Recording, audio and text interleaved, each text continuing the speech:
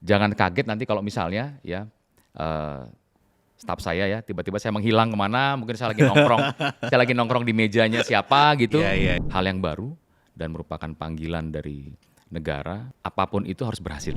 Baik. Efisiensi dari sisi operasional dengan catatan kualitas pelayanan jangan sampai turun. Yang namanya adaptif dan inovatif ini merupakan kunci yang harus dimiliki oleh karyawan Garuda.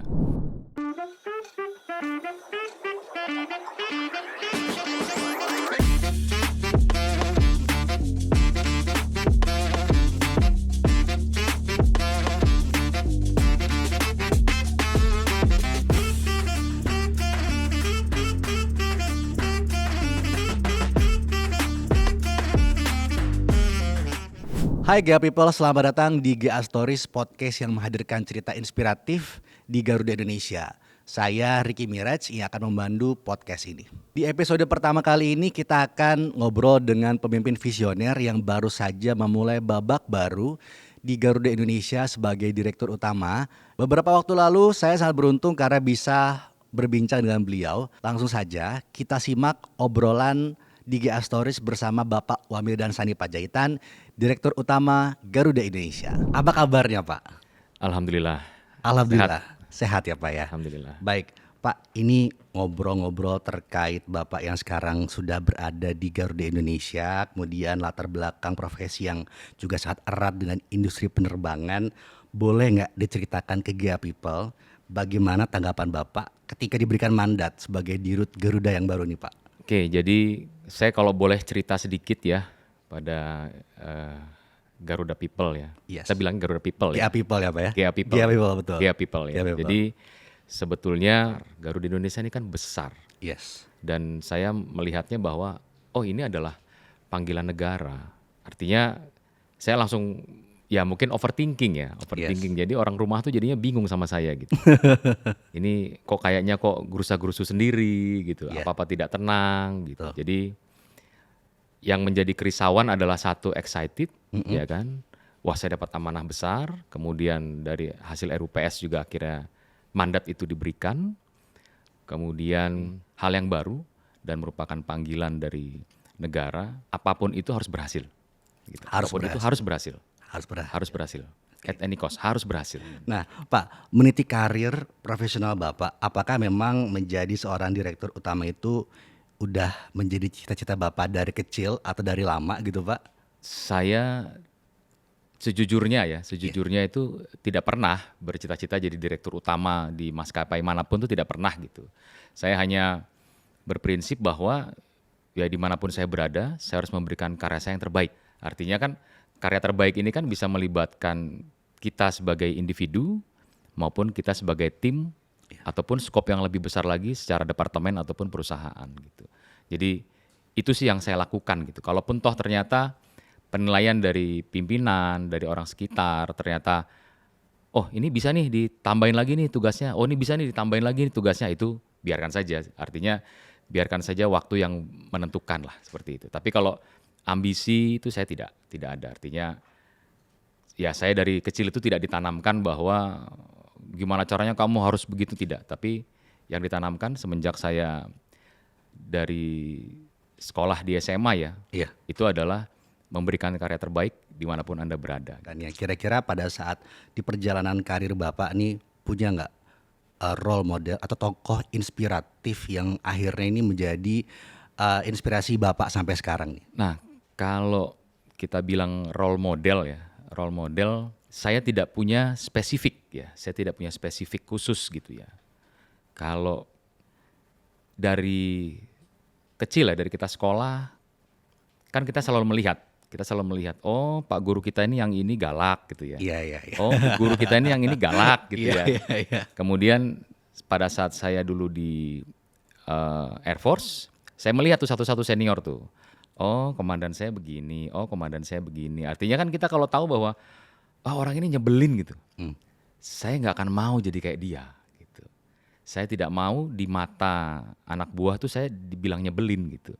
Artinya yang saya dapatkan adalah saya harus mengumpulkan yang bagus-bagus nih. Sehingga saya menjadi role model sendiri. Saya adalah seorang pemimpin dengan role model saya sendiri. Enggak, saya ngambil comot dari sini, saya comot dari sini, saya comot dari sini, saya comot dari sini gitu. Sehingga inilah jadinya saya gitu. Inilah jadinya saya gitu. Apakah nanti akan diikuti sama rekan-rekan yang lain? Nah itu silahkan. Itu silahkan gitu. Jadi kalau saya selalu belajar dan apakah saya sudah fix berhenti di sini? Oh enggak.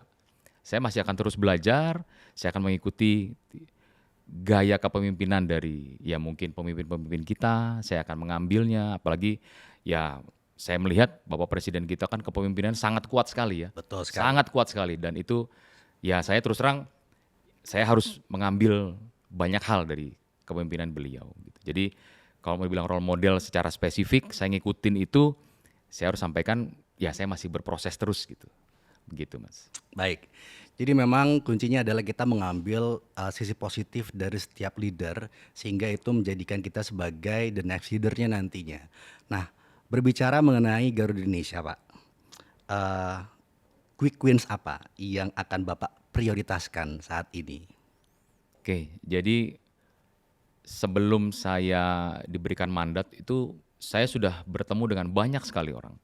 Ada yang dulu karyawan Garuda, ada yang dulu ya pimpinan-pimpinan juga, ada dari masyarakat juga. Ya memberikan banyak sekali masukan. Dan memang secara garis besar yang harus segera dilakukan adalah kita harus melakukan efisiensi. Baik. Efisiensi dari sisi operasional dengan catatan kualitas pelayanan jangan sampai turun gitu.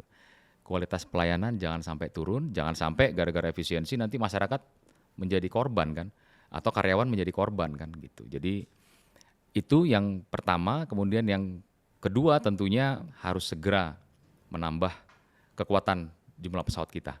Dan itu ya harus dilakukan dan alhamdulillah sampai saat ini semua tim baik pemerintah maupun dari DPR juga mendukung hal tersebut. Demikian. Baik Pak, jadi memang banyak sekali quick wins yang akan Bapak lakukan untuk Garuda Indonesia. Tentunya nggak hanya Bapak sendiri yang bisa mensupport, ada pegawai-pegawai Garuda Indonesia yang pastinya akan mensupport quick wins-nya Bapak untuk kedepannya. Tapi kira-kira nih kunci penting apa yang harus dimiliki para pegawai Garuda sehingga akhirnya bisa mensupport programnya Bapak? Ya, dalam entry briefing saya kan saya menekankan masalah integritas ya. Ya, Integritas itu kan luas ya. Bagaimana seseorang itu harus jujur, harus disiplin, harus empati terhadap lingkungan, diri, keluarga, lingkungan dan juga kondisi perusahaan gitu. Artinya dengan integritas ini tentunya ada semangat merah putih di dalamnya gitu. Kalau sudah integritas, ada semangat merah putih, saya yakin nggak perlu dikasih banyak FGD atau banyak briefing, pasti udah langsung ikut.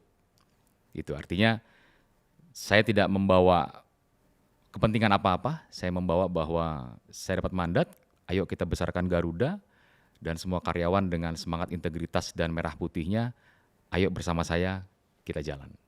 Itu. baik Pak. Wah keren sekali ya. Jadi memang kita semangat juga nih buat maju bersama Bapak ke depannya. Nah tadi Bapak sempat bilang bahwa kita ini harus mempunyai integritas Pak. Betul ya. Kemudian sebenarnya salah satu langkah yang paling penting membangun perusahaan yang sustain itu kita harus agile juga ya Pak ya. Harus bisa beradaptasi dengan budaya kerja. Nah, dengan adanya inovasi yang ada saat ini, menurut Bapak gimana melihat pentingnya hal tersebut dengan kemajuan Garuda, Pak? Oke, jadi dalam sebuah perusahaan penerbangan yang paling kita bilangnya paling fluid ya. Yes. Paling fluid itu artinya paling cepat berubah itu ya dari sisi komersil. Artinya ini adalah salah satu ujung tombak dan untuk bisa bertahan dan menjadi leading sektor yang namanya adaptif dan inovatif ini merupakan kunci yang harus dimiliki oleh karyawan Garuda.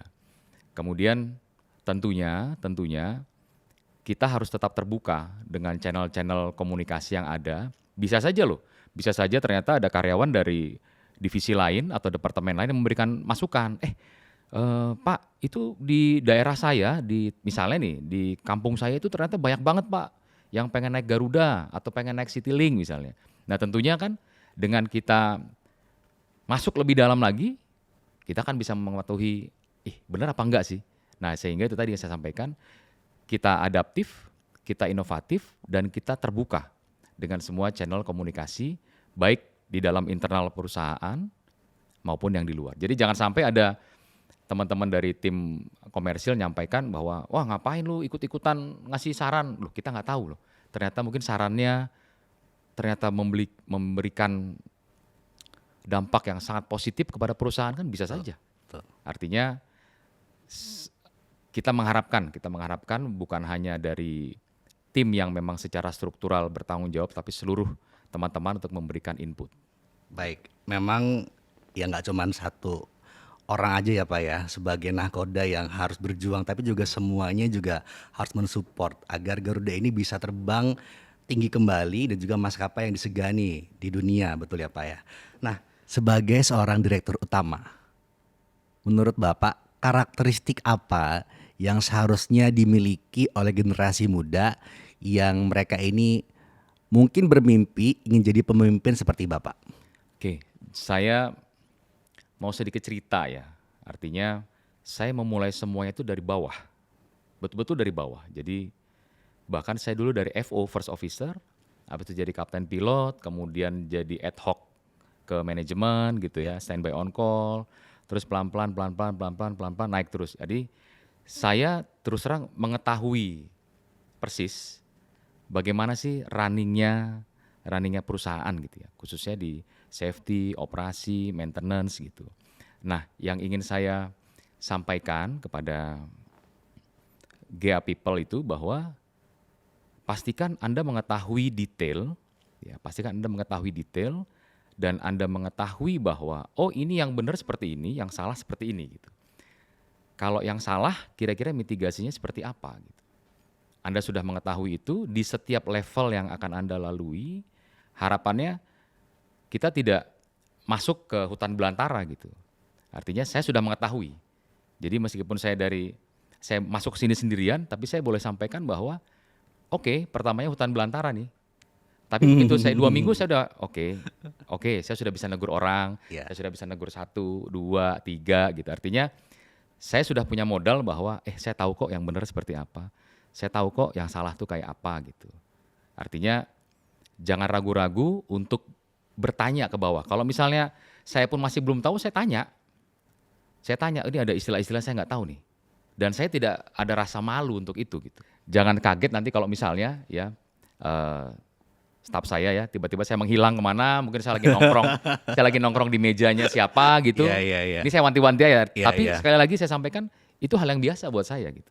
Artinya daripada saya nanya sama bapaknya, nanti kan lama tuh prosesnya. Ya kan? Lebih baik saya nanya langsung sama orangnya. Baik. Gitu. Jadi jangan kaget ya Pak ya? Jangan kaget. Jangan kaget gitu. Baik Pak, ini pertanyaan terakhir untuk Pak Wamildan. Kira-kira Pak, apa pesan inspiratif untuk GA People dari seorang Bapak Wamildan Sani Panjaitan? Oke. Baik, pesan saya kepada GA People, kita memiliki perusahaan yang luar biasa. Saya beberapa kali nyanyi kebanggaanku itu merindingnya itu nggak selesai-selesai gitu. Dari awal lagu Pak itu udah langsung ya Pak ya? Merindingnya nggak selesai. Dan saya itu sudah 3 kali. Iya. Itu merindingnya nggak selesai-selesai gitu. Artinya betapa rasa bangganya kita ini dengan Garuda Indonesia gitu. Artinya dengan rasa bangga ini kita harus memiliki komitmen untuk membangun Garuda dengan semangat yang tadi saya sampaikan, dengan semangat merah putih. Kita memiliki integritas, kita memiliki sifat yang adaptif, inovatif, dan juga tentunya terbuka. Ya, tentunya terbuka. Karena kalau kita bicara terbuka ini sesuatu yang mungkin agak sulit ya, karena kita ketahui bersama lah yang namanya dinding-dinding birokrasi itu di mana-mana juga ada gitu, Sehingga dengan pesan ini harapan saya kita bisa lebih terbuka, bukan hanya sesama rekan kerja di satu divisi, tetapi juga ke rekan kerja yang lain gitu. Atau mungkin dengan rekan kita yang di daerah gitu misalnya. Gitu sih. Jadi tetap adaptif, tetap inovatif, kita bekerja dengan merah putih untuk Garuda Indonesia. Baik, terima kasih Bapak Wamildan. Sukses terus Pak, sehat selalu. Mudah-mudahan Garuda Indonesia tetap jaya dan semakin jaya di bawah kepemimpinan Bapak. Amin. Terima kasih Pak. Terima kasih. GA People, obrolan tadi memberikan inspirasi yang sangat menarik dari mulai cerita perjalanan karir, strategi transformasi hingga visi besar untuk masa depan Garuda Indonesia. Semoga Garuda Indonesia semakin jaya di tangan beliau.